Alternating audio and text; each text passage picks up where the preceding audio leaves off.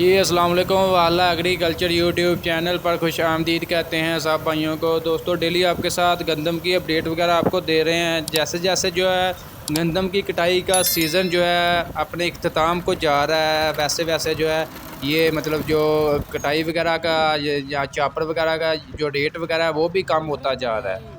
जबकि ये जो तूड़ी वगैरह है इसका रेट्स बढ़ता जा रहा है। ठीक है, जब सीज़न स्टार्ट था फुल तब मतलब तूड़ी का फ़ी मन का रेट जो है 600-700 रुपये तक ज़मींदार को दे रहे थे। लेकिन अभी जो है तूड़ी का फ़ी मन का रेट तकरीबन जो है 900-1000 रुपये तक दे रहे हैं। जबकि जो फ़ी ट्राली है उसका रेट तकरीबन 15,000 से लेकर 18,000 रुपये तक दे रहे हैं। ठीक है ना। तो इसके अलावा भाइयों से ये मज़ीद पूछते हैं कि आज क्या रेट मतलब ले रहे हैं ये चापर का। ठीक है ना। अगर मतलब ये इनका फ़ी ट्राली का रेट होता है। ठीक है ना। 1 एकड़ से तकरीबन 1 से 1.5 ट्राली, ज़्यादातर जो 1 ट्राली निकलती है, अगर नाड़ा भारा हो थोड़ा लंबा हो तो उसमें मतलब 2 ट्रालियाँ निकल जाती हैं।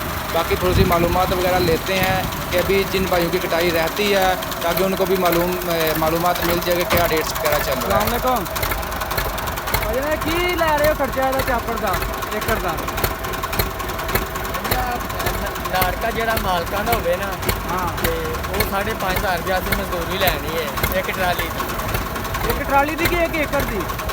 एक ट्राली की। 1 ट्राली की?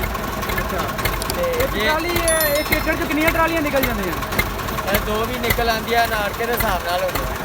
अच्छा हाँ जी, यानी कि नाड़का भारा हो ना जोड़ा है हाँ तो फिर 2 बन जाती है। जो मठा हो ना नॉर्मल हो तो फिर 1 ट्राली बनती है एक एकड़। मतलब 5,500 तो 6,000 रुपया चल रहे हैं। हाँ जी भाई किहड़े इलाके च आए तुसीं? इत्थों दे रहने वाले। ये चापर कित्थों लई है? किहड़े इलाके दी है? चापर आई हाफाबाद। हाफजाबाद दी?